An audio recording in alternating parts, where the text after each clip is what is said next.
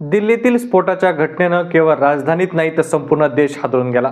पण खरी चिंता तेव्हा वाढली जेव्हा सुरक्षा यंत्रणांना या कटात सामील असणाऱ्या लोकांची ओळख जाहीर केली। ते कोण होते? तर ते कोणतेही पारंपरिक गुन्हेगार नव्हते, तर उच्च विद्यापीठातून शिक्षण घेतलेले, वैद्यकीय क्षेत्रामध्ये कार्यरत असलेले ते सगळे डॉक्टर्स होते। लोक वाचवण्याची शपथ घेतलेले लोक अचानक विध्वंसकारी कटाचे भाग कसे बनले गेले? एका प्रतिष्ठित विद्यापीठाचा संस्थापक ते थेट तिहार तुरुंगातून आपलं सूत्र कसं हलवित होता? हा पॅटर्न नवीन नाही, ही आहे दहशतवादाची नवी सुशिक्षित आणि शांत चाल, ज्याला जगानं नाव दिलंय व्हाईट कॉलर टेरर मॉडेल। विचार करा, सौदी अरेबियातील टॉप बिझनेस स्कूलमधून सिव्हिल इंजिनियर झालेला ओसामा बिन लादेन, अमेरिकेतील युनिव्हर्सिटीतून मेकॅनिकल इंजिनियर झालेला वर्ल्ड ट्रेड सेंटरवर ज्यानं हल्ला चढवला तो मास्टरमाइंड असणारा Khalid Sheikh Mohammed, London School of Economics मधून ग्रॅज्युएट झालेला उमर शेख, मुंबई IITतून केमिकल इंजिनियर झालेला आणि CA असलेला याकूब मेमन। ही नुसती नावं नाहीत, तर ही आहे डॉक्टर, इंजिनियर, प्रोफेसर आणि PhD असणाऱ्या यांसारख्या उच्च शिक्षित व्यक्तींच्या दहशतवादीतील कारवायांमधील सहभागाची भयान आणि मोठी यादी। पण प्रश्न उठतो, एवढ्या चांगल्या पगाराच्या, सुस्थिर आणि प्रतिष्ठित नोकऱ्या, उज्ज्वल भविष्य सर्व काही असताना ही माणसं अतिरेकी मार्गावर का वळली? हे व्हाईट कॉलर मॉडेल नेमकं कसं काम करतं? दहशतवादी गट या उच्च विभूषित लोकांचा वापर त्यांच्या सामाजिक विश्वासार्हतेसह आर्थिक स्थिरतेसाठी आणि टेरर फंडिंगसाठी, अत्याधुनिक असणाऱ्या हल्ल्यासाठी नियोजन करण्यासाठी आवश्यक पद्धतीने कसा वापर करतं? उच्च विभूषित असणाऱ्या लोकांचं कौशल्य दहशतवादासाठी कसं वापरलं जातं? आपल्या आजूबाजूला वापरणाऱ्या याच सुशिक्षित व्यक्ती दहशतवादाचे अदृश्य हात भरून कशा प्रकारे हा देश पोखरत चाललाय? व्हाईट कॉलर टेररिझम नेमकं हे काय आहे? त्याचा धोका आणि देशामध्ये त्यांचं नेटवर्क कसं काम करतंय? या सगळ्या गोष्टीबद्दल आजच्या व्हिडिओच्या माध्यमातून आपण जाणून घेऊया। जय शिवराय, मी अभिषेक सोळुंके जनता महाराष्ट्रामध्ये आपल्या सर्वांचं अगदी स्वागत करतो। नुकत्याच 10 नोव्हेंबरला दिल्लीमध्ये झालेल्या स्फोटाच्या घटनेनं पुन्हा एकदा देश हादरून टाकला। पण याही पेक्षा अधिक धक्का तेव्हा बसला जेव्हा या दहशतवादी गटात सामील असण्याची ओळख बाहेर आली।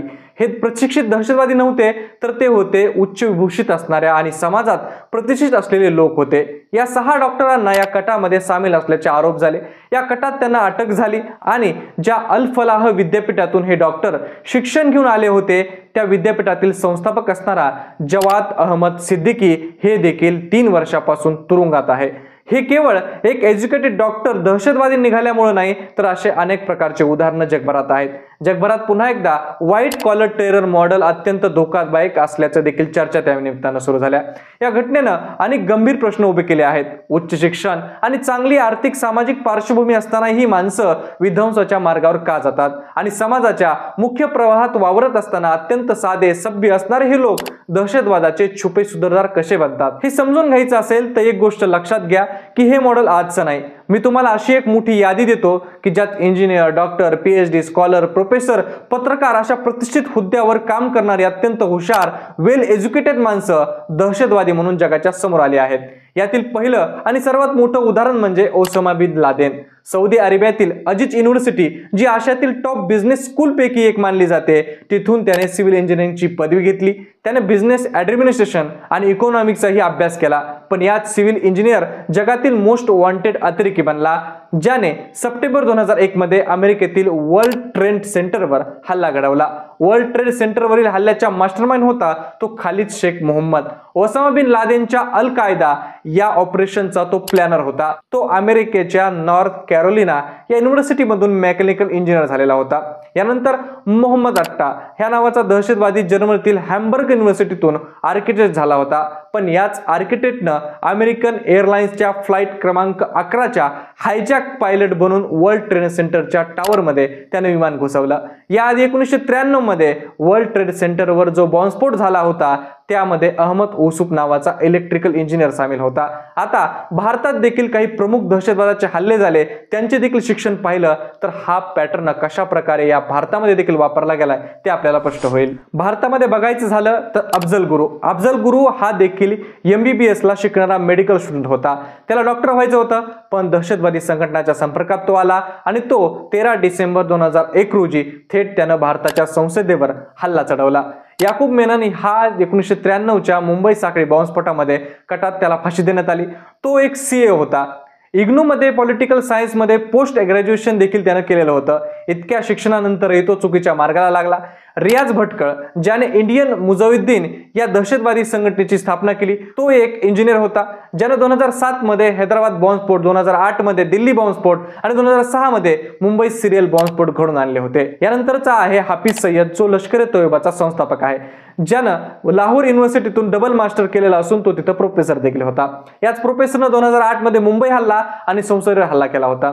यानंतरचा आहे मसूद अझहर, हा सुद्धा सुरुवातीला जर्नलिस्ट आणि एका वृत्तपत्राचा संपादक होता। हा मसूद अझहरनं जश्न-ए-मोहम्मद या दहशतवादी संघटनेचा तो संस्थापक झाला आणि ज्यानं सदस्यानं दिल्लीतील स्फोट देखील घडवून आणला होता। आता उच्च शिक्षित आलेली आणि चांगलं उत्पन्न असलेली ही माणसं नेमकं दहशतवादाकडे का वळतात आणि दहशतवादी संघटना त्यांचा आपल्यासाठी उपयोग कसा करून घेतात हे देखील पाहणं गरजेचं आहे। आणि हेच जर आपण पाहत गेलो तर या सगळ्या प्रश्नांचं उत्तर एकच आहे, ते म्हणजे व्हाईट कॉलर टेरर मॉडेल। या प्रश्नाचं हेच उत्तर असू शकतं, कारण की या मॉडेलमध्ये उच्च शिक्षित व्यावसायिक, सामाजिक दृष्ट्या प्रतिष्ठित व्यक्ती, मग ते डॉक्टर असोत, इंजिनियर असोत, वकील, शिक्षक किंवा धार्मिक असणारे गुरु यांना यामध्ये निवडलं जातं। त्यांना पद्धतशीरपणे त्यांचा ब्रेन वॉश केला जातो। आता या व्यक्तीची निवड करण्यामागे देखील मुख्य 3 कारण आहेत। त्यातलं पहिलं कारण म्हणजे त्यांची सामाजिक विश्वासार्हता। उच्च शिक्षित असल्यामुळे समाजामध्ये त्यांच्यावर विश्वास असतो, तर प्रतिष्ठित पदावर असल्यानं त्यांच्यावर संशय घेतला जात नाही, ज्यामुळे त्यांना दहशतवादी कारवाया करायला गुप्तपणे मदत करणे सोपं होतं। यातील दुसरं आहे ते म्हणजे ही लोक आर्थिक स्थिर असतात। चांगल्या पगाराच्या नोकऱ्यामध्ये यांच्याकडे आर्थिक स्थिरता असते। त्या पैशाचा वापर हे टेरर फंडिंगसाठी करतात आणि त्या दृष्टीनं त्यांचे व्यवहार देखील त्यांच्या खात्यातील हे संशयास्पद वाटत नाहीत, यासाठी त्यांना मदत होते। आता यानंतरचं तिसरं आहे ते म्हणजे त्यांचं तांत्रिक कौशल्य।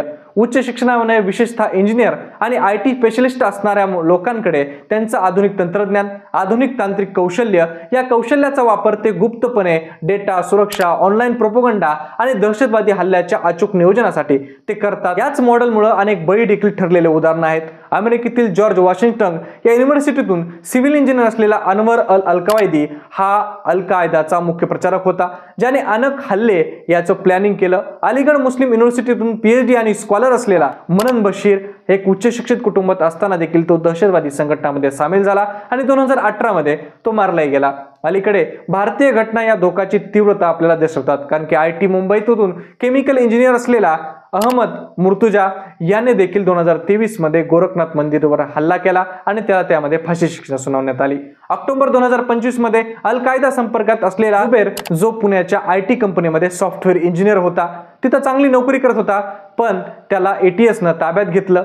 या सगळ्या उदाहरणांवर एक गोष्ट आपल्याला स्पष्ट होते की दहशतवाद आता केवळ गरीब किंवा कमी शिकलेल्या तरुणांना लक्ष्य करत नाही, तर तो समाजातील सर्वात हुशार आणि सक्षम वर्गाला आपल्या जाळ्यामध्ये ओढत आहे। उच्च शिक्षण घेतलेल्या या व्हाईट कॉलर दहशतवादामुळे देशाची सुरक्षा यंत्रणा अधिक गुंतागुंतीची आणि अदृश्य आव्हानांना आता त्यांना तोंड द्यावं लागतंय। व्हाईट कॉलर टेररिझम ही एक अदृश्य लढाई आहे, जिथं आपल्याला समाजातील हुशार मेंदूच आपल्या देशाविरुद्ध शस्त्र बनले जातात। या धोक्याची पायामुळे शोधून त्याविरुद्ध एकजूट उभी करणे ही आजची सर्वात मोठी गरज आहे, कारण जेव्हा विश्वासघात करणारा चेहरा उच्च शिक्षित, सुशिक्षित आणि प्रतिष्ठित असतो, तेव्हा धोका आणखी मोठा गंभीर बनू शकतो। त्यामुळे याचे चेहरे उघड झाले पाहिजेत असं देखील मत व्यक्त केलं जात आहे। पण तुम्हाला याबद्दल काय वाटतं ते कमेंट करून नक्की सांगा आणि अशाच प्रकारच्या व्हिडिओसाठी आपल्या जनता महाराष्ट्र या YouTube चॅनल नक्की सबस्क्राईब करा। धन्यवाद।